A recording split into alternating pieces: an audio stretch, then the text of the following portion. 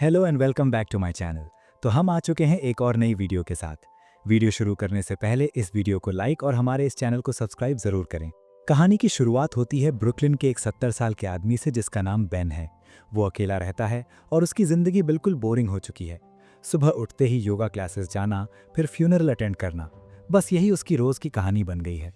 एक दिन अचानक उसकी नज़र एक एडवर्टाइजमेंट पर पड़ी। एक कंपनी में सीनियर इंटर्न की पोजीशन निकली थी। ये देखते ही बेन के दिल में एक अजीब सी उम्मीद जाग उठी। उसने सोचा क्यों ना अपनी अकेली और बोरिंग जिंदगी को बदल दिया जाए। बेन ने एप्लीकेशन के लिए एक वीडियो रिकॉर्ड किया। वीडियो में उसने बताया कि वो पूरी जिंदगी ब्रुकलिन में ही रहा है। वो एक लॉयल और डेडिकेटेड वर्कर था, लेकिन अब उसे मॉडर्न टेक्नोलॉजी सीखनी है ताकि वो फिर से कुछ कर सके। उधर दूसरी तरफ हम जूल्स नाम की एक यंग औरत को देखते हैं। वो एक फैशन कंपनी चलाती है जो पूरी तरह ऑनलाइन है। कंपनी बहुत तेज़ी से ग्रो हो रही थी और वो ब्रुकलिन की एक पुरानी बिल्डिंग से ये सब मैनेज करती है। जूल्स हर वक्त बहुत बिजी रहती है। अपने बिजनेस में लगभग सब कुछ खुद ही संभालती है। उसकी असिस्टेंट बेकी शेड्यूल मैनेज करने में मदद करती है। लेकिन जब भी जूल्स ऑफिस में मैसिली स्टैक्ड पेपर्स देखती, वो फ्रस्ट्रेटेड हो जाती। बेन अपने इंटरव्यू के लिए पहुंचा। बेन के 3-4 शॉर्ट इंटरव्यूज हुए। इंटरव्यू के दौरान बेन ने अपने बारे में बताया। उसने 20 साल तक फ़ोन बुक्स बनाने में काम किया था। ये सुनकर इंटरव्यू बहुत इंप्रेस हुआ। उसने कहा कि बेन तो एक्चुअली इस इंटर्न पोजीशन के लिए ओवर क्वालिफाइड है। जूल्स को बताया गया कि एक सीनियर इंटर्न अगले दिन से उसके साथ काम करेगा। ये प्रोग्राम वो भूल ही गई थी। ये सुन के वो थोड़ा परेशान हो जाती है। अगले दिन बेन और 3 और नए इंटर्न्स को ऑफिस का टूर दिया जाता है।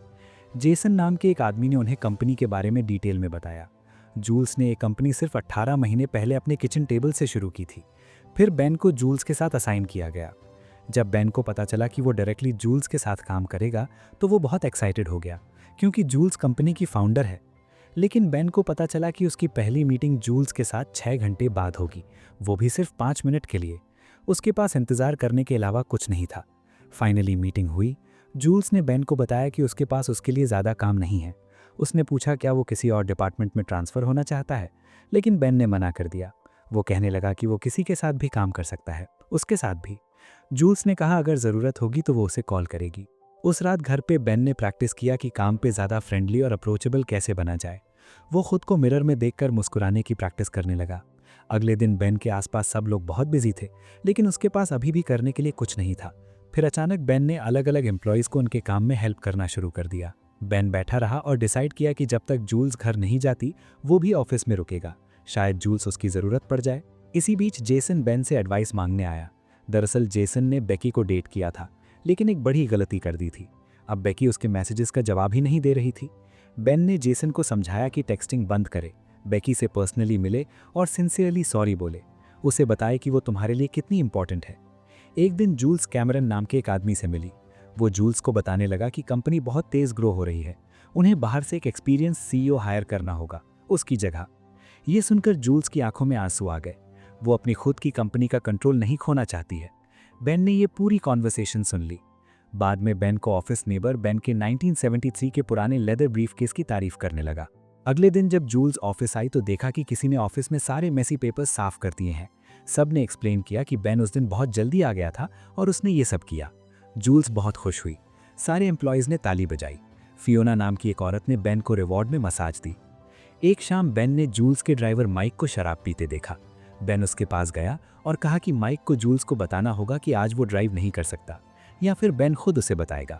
माइक ने जूल्स को बता दिया कि वो ड्राइव नहीं कर सकता, तो बेन ने उसकी जगह उसे ड्राइव किया। कार में जूल्स फ़ोन पे अपनी माँ से बात कर रही थी। उसकी माँ बताने लगी कि 40 साल से कम उम्र की औरतें जो 7 घंटे से कम सोती हैं, उनका वेट 38% ज़्यादा बढ़ता है। कार में जूल्स एक अच्छे सीईओ को ढूंढने के बारे में भी कैमरन से डिस्कस कर रही थी। जब वो पहुंचे तो जूल्स ने कहा कि बेन वापस ड्राइव करके जा सकता है, लेकिन बेन ने कहा कि वो उसका इंतज़ार करेगा। 1 घंटा बाद बेन अभी भी इंतज़ार कर रहा था। उसने जूल्स के लिए चिकन सूप भी खरीद लिया था क्योंकि उसे पता था कि वो भूखी होगी। जूल्स बहुत ग्रेटफुल थी। जूल्स ने बेन को उस पोटेंशियल सीईओ के बारे में बताया जिससे वो मिली थी। उसे वो पसंद नहीं आया क्योंकि वो उनकी कॉन्वर्सेशन के दौरान ब्लिंक ही नहीं कर रहा था, और जूल्स को ऐसे लोग बिल्कुल पसंद नहीं हैं। अगली सुबह जूल्स का ड्राइवर माइक मिसिंग था। बेकी ने बेन को कॉल करके जूल्स को पिकअप करने को कहा। जब बेन जूल्स के घर पहुंचा तो मैट ने उसे कॉफ़ी के लिए अंदर इनवाइट किया। बेन पेज से मिला। उसे ये फनी लगा कि बेन इतनी उम्र में इंटर्न है। मैट ने जूल्स से पेज को उस हफ्ते एक पार्टी पे ले जाने को कहा, लेकिन जूल्स ने कहा कि वो काम की वजह से बहुत बिजी है। कार में बेन ने जूल्स से कहा कि मैट एक अच्छा लड़का लगता है। जूल्स ने एक्सप्लेन किया कि जब उसका बिजनेस पिछले साल ग्रो होने लगा तो मैट ने पेज के साथ घर रहने के लिए अपनी जॉब छोड़ दी। बाद में जूल्स ने बेकी को ईमेल किया कि बेन को किसी और डिपार्टमेंट में ट्रांसफर कर दो। बेकी कंफ्यूज्ड हो गई और पूछने लगी क्यों। जूल्स ने कहा कि बेन बहुत ज़्यादा ऑब्जर्वेंट है और हर चीज़ नोटिस करता है। उस शाम जूल्स और बेन ऑफिस में देर तक रुकते हैं। जूल्स ने कहा कि उसे अकेले खाना पसंद नहीं, इसलिए वो साथ बैठकर खाते हैं। वो एक अच्छा सीईओ ढूंढने की अपनी स्ट्रगल के बारे में बात करने लगी। बेन ने उसे बताया कि उसने इस एग्जैक्ट फ्लोर पे 40 साल काम किया, जब यहाँ फ़ोन बुक्स प्रिंट होती थी। उसे याद है जब बाहर के ट्रीज लगाए गए थे। दोनों ने बहुत बातें की। बेन ने जूल्स की फेसबुक प्रोफाइल बनाने में मदद की। वो कहने लगी कि वो खुश है एक अडल्ट आदमी के साथ एक मैच्योर कॉन्वर्सेशन हुई। काम के बाद बेन ने जूल्स को घर ड्राइव किया।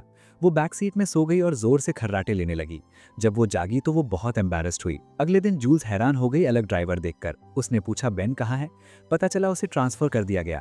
नई ड्राइवर बहुत खराब थी और बहुत डेंजरस ड्राइविंग कर रही थी, इसलिए जूल्स को खुद ड्राइव करना पड़ा। वो तुरंत बेन को ढूंढने लगी। उसने सॉरी बोला और उसे वापस आके उसके साथ काम करने को कहा। बेन मान गया। काम पे वापस आते ही जूल्स ने बेकी से बेन को बहुत सारे काम में हेल्प करने को कहा।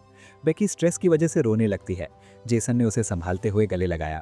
बेकी ने कहा कि वो पूरा दिन काम करती है और सिर्फ 5 घंटे सोती है, लेकिन फिर भी उसे बस एक सेक्रेटरी समझा जाता है, चाहे उसके पास बिजनेस डिग्री है। बेन ने बेकी की मदद करने की ऑफर की। उसने उसे जूल्स की माँ ने जो वेट गेन और स्लीप के बारे में कहा था वो रिपीट करके डराया।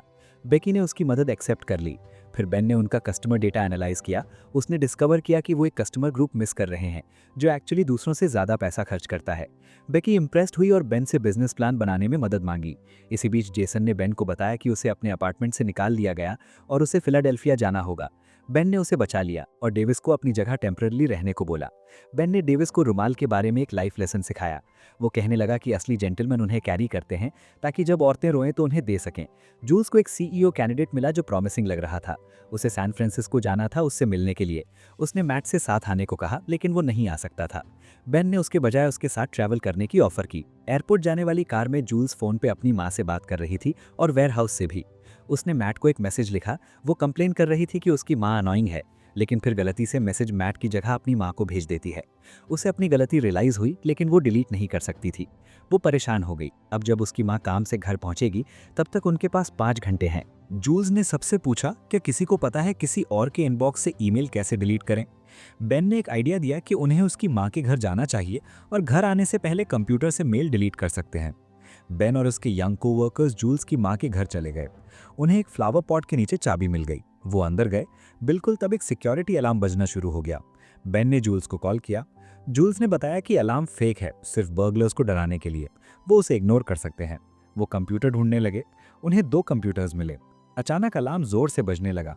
वो बहुत डर गए, लेकिन ईमेल डिलीट करने में कामयाब हो गए। फिर वो जितनी तेजी से हो सके अपनी कार की तरफ दौड़े। पुलिस सायरन्स और करीब आने लगे। जेसन गाड़ी लॉक करके लाउड म्यूजिक सुन रहा था और पहले उन्हें आते हुए नहीं देखा। खुशकिस्मती से वो भागने में कामयाब हो गए। उस शाम जूल्स शब को थैंक यू बोलने के लिए एक बार में ले गई।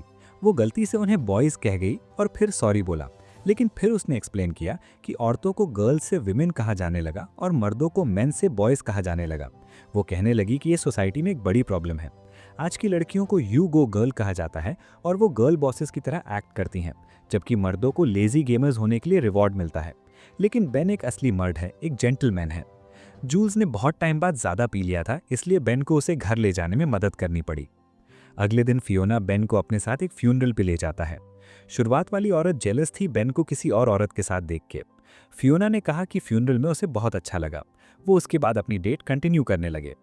कुछ दिन बाद मैट थोड़ा बीमार था, लेकिन जूल्स भी पेज को स्कूल पार्टी में नहीं ले जा सकती थी। बेन ने उसकी जगह उसे ले जाने की ऑफर की। पार्टी में दूसरी माएँ बेन से पूछने लगी क्या वो पेज का बाप है। उसने कहा नहीं, वो बस जूल्स के साथ काम करता है। माएँ कहने लगी कि जूल्स के आसपास रहना काफ़ी टफ है। बेन ने उसको डिफेंड करते हुए कहा कि जूल्स एक बैड एस है, उन्हें उस पर प्राउड होना चाहिए जो टेक इंडस्ट्री में इतनी सक्सेसफुल औरत है। फिर पेज ने कहा कि उसकी तबीयत ठीक नहीं है, इसलिए वो लोग वहाँ से वापस आ गए। घर जाते हुए बेन ने कुछ अजीब देखा। मैट एक कार में बैठा जहाँ एक और औरत उसके साथ थी। बेन नहीं चाहता था कि पेज ये देखे, तो उसने घर वापस जाने से पहले ज़्यादा देर तक ड्राइव किया। जब वो वापस आए तो मैट घर पे था। बेन ने पूछा कि वो कैसा फील कर रहा है। मैट ने कहा कि अब वो ठीक है। मैट ने जूल्स के बारे में पूछा। बेन ने कहा कि वो सबके लिए सही करने की कोशिश कर रही है। मैट ने कहा कि वो और पेज अकेला फील करते हैं क्योंकि जूल्स कभी घर पे नहीं होती। शायद एक नया सीईओ जूल्स को ज़्यादा घर पे रहने में मदद करेगा।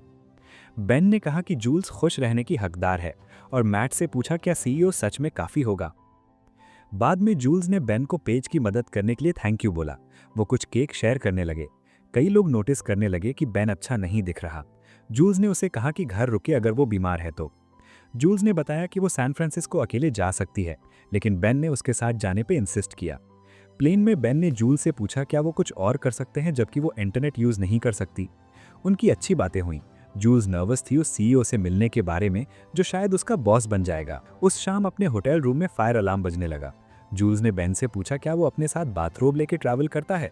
उसने कहा ऑब्वियसली वो करता है। उसने उसे अपने रूम में बात करने को इनवाइट किया।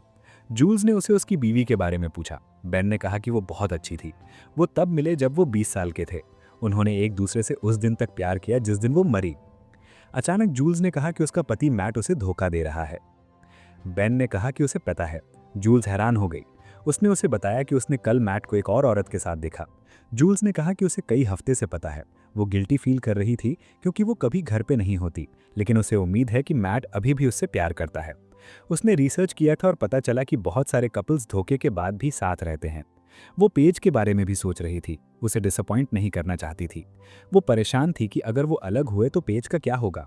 वो कहती है कि वो किसके साथ दफन होगी। बेन ने कहा कि अगर सबसे बुरा हुआ और वो अकेली हुई तो वो उसके साथ दफन हो सकती हैं। उसने सॉरी बोला कि अभी उसके पास हैंडकरशिफ नहीं है। इसके बाद वो दोनों टीवी पर कुछ देखने लगे। मूवी प्यार के बारे में थी। बेन सबके बारे में सोचने लगा और उसकी आंखों में आंसू आ गए। अगले दिन बेन ने जूल्स को उसकी मीटिंग से पिक करने से पहले शेव किया। जूल्स ने बताया कि वो सीईओ से बहुत इंप्रेस हो गई। वो पोलाइट था, रिस्पेक्टफुल था और बहुत अच्छी बातें हुईं और उसने उसे जॉब ऑफर की। वो न्यूयॉर्क वापस आ गए।